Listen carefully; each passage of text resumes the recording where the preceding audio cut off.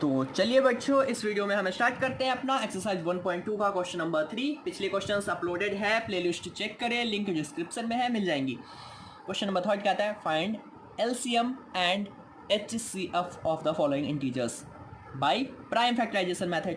बताया था prime factor method से कि पिछले क्वेश्चंस जाकर देखिए, आ जाएगा समझ। चलिए स्टार्ट करते हैं इसे भी। 12 कैसे होगा?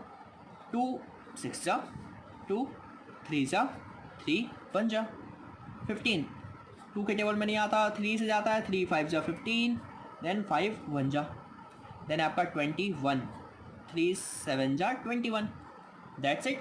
ओके, लिख दो इसे। 12 2 मल्टीप्लाई 2 मल्टीप्लाई 3, देन है आपका 15, ये कितना है देखो, 3 मल्टीप्लाई 5 21, विच इज़ 3 मल्टीप्लाई 7। आपको एचसीएफ और एलसीएम बताना है बच्चों। तो देखो एचसीएफ क्या होगा? एचसीएफ वो होता है जो तीनों में कॉमन होता है। देखो 3 इस तीनों में आ रहा है, नहीं आ रहा है?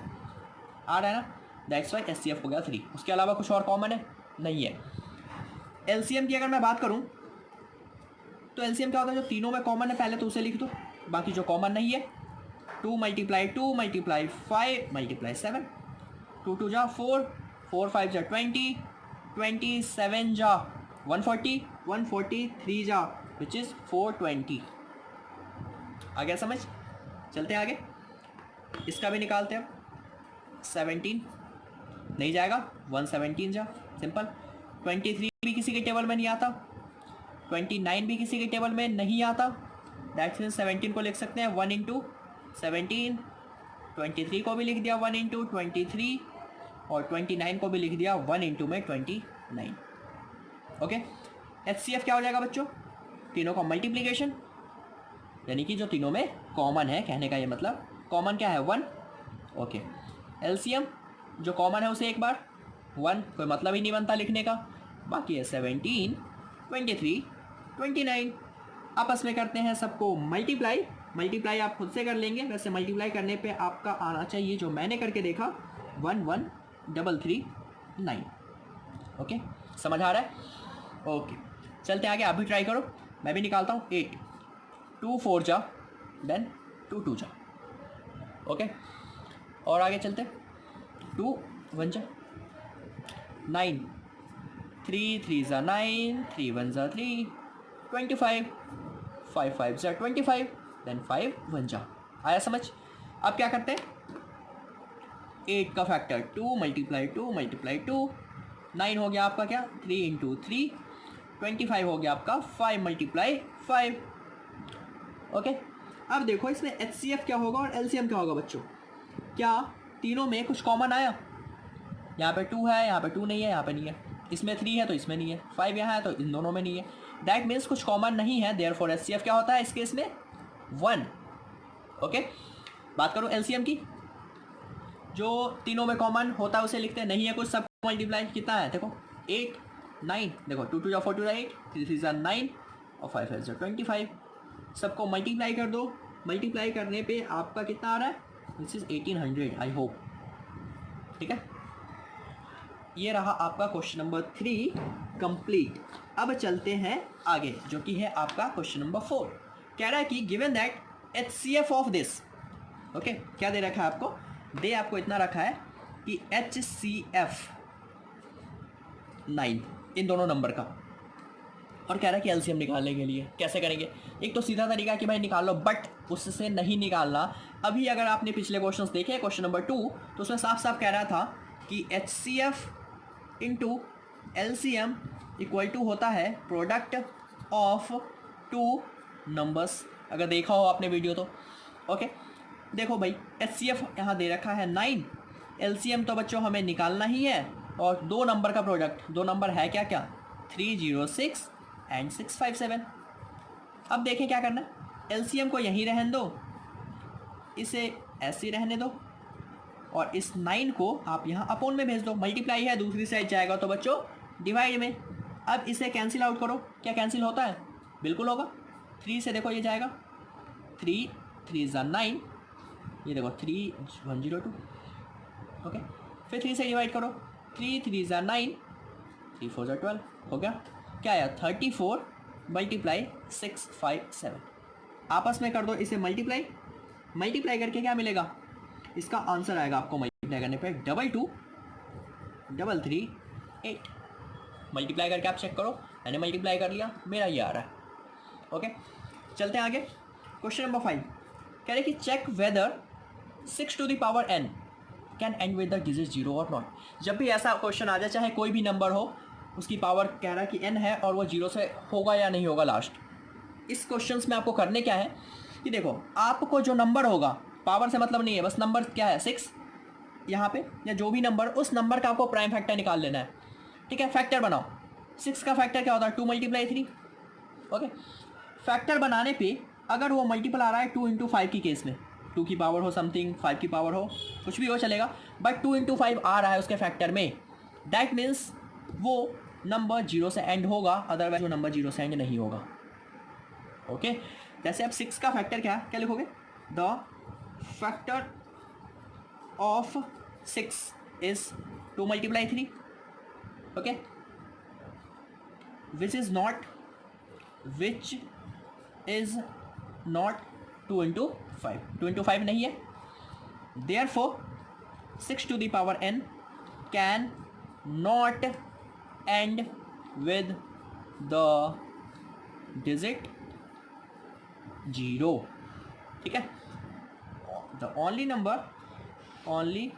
number end with 0 digit 0 is having factor 2 × 5। वही नंबर 0 से एंड होगा जिसका फैक्टर 2 × 5 होगा, या 2 की पावर n और 5 की पावर m, ये कह सकता हूँ, इस फॉर्म में होगा, वही 0 से एंड करेगा, अदरवाइज 0 से एंड नहीं करेगा। आई होप आया बच्चों आपको समझ। क्वेश्चन नंबर 5 भी हो गया। चलते हैं अब अपने अगले क्वेश्चन की तरफ, जो कि है आपका क्वेश्चन नंबर 6। लास्ट 2 क्वेश्चन बचे हुए हैं आपके, चलिए स्टार्ट करते हैं। क्वेश्चन नंबर 6 कह रहा है explain why 7 × 11 into this and this number are composite number। तो पहले बच्चे आपको पता होना चाहिए कंपोजिट नंबर क्या होता है। अगर बेसिक देखिए आपने, मैंने बताया था कंपोजिट नंबर ऐसे नंबर को कहते हैं जिसके एक से ज़्यादा फैक्टर्स होते हैं, दैट मीन 2 से ज़्यादा, कहने का ये मतलब है खुद और उसके अलावा कुछ। चलो ये नंबर क्या आपका देखते हैं सॉल्यूशन इसका। 7 × 11 × 13 + 30। थोड़ा सा सॉल्व करो बच्चों। इसमें देखो, इस प्लस से पहले वाला ये एक नंबर और ये पूरा एक, इन दोनों से अगर मैं 13 आ रहा है, देखो कॉमन, यहाँ पे बच जाएगा 7 × 11, इसकी जगह पे कुछ नहीं है तो 1, और यहाँ पे भी कुछ नहीं है तो 1, 13 1 जा आ गया 13। अब देखो क्या बचा, 7 × 11 विच इज़ 77 + 1, 13, 77 + 1 कितना हो गया 78। 78 का फैक्टर अगर निकालोगे आप, फैक्टर 78 का, देखो 13 6 जा 78, तो 13 × 6 होता नहीं होता, ये 13 तो है ही, इसको लिख दिया 13 × 6। अब क्या लिखोगे, the number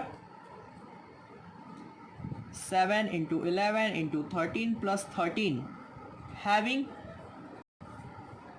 more than 2 factors, more than 1 factor लिखो यार, more than 1 factor, therefore the given number is composite number। आ गया समझ। इसे सॉल्व करते हैं। 7 × 6 5 4 3 2 1 + 5, कॉमन क्या है दोनों साइड, प्लस से पहले और प्लस के बाद 5 हमने कॉमन निकाला, बच गया 7 × 6 × 4 × 3 × 2, 1 की तो कोई वैल्यू नहीं है, प्लस में 1। आई होप आ गया समझ। मल्टीप्लाई करते इसे, सबको आपस में मल्टीप्लाई कर दो, कितना होगा। मल्टीप्लाई करने पे आपको देखो क्या, जल्दी से मल्टीप्लाई करके बताओ, इसको मल्टीप्लाई करने पे क्या मिल रहा है, विच इज़ 1008, और ये +1। ओके, अब इसे सॉल्व करो, 5 1009। ठीक है, अब देखो 1009 और हम फैक्टर नहीं कर सकते, बट यहाँ पे इस नंबर का हम कह सकते हैं कि एक से ज़्यादा फैक्टर है या नहीं है, बहुत सारे फैक्टर है ना, 1009 का भी कुछ फैक्टर निकल कर आएगा, यानी कि 2 फैक्टर हो गए। क्या लिखोगे, नंबर हैविंग